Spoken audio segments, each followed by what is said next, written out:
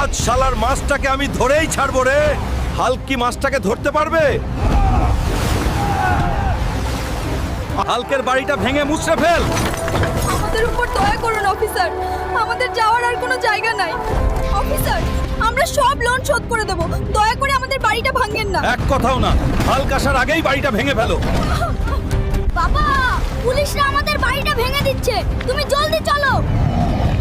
কার এত সাহস আমার বাড়িতে হাত দেয়? হাল্ক এত রাগ করে কই যাইতাছে রে?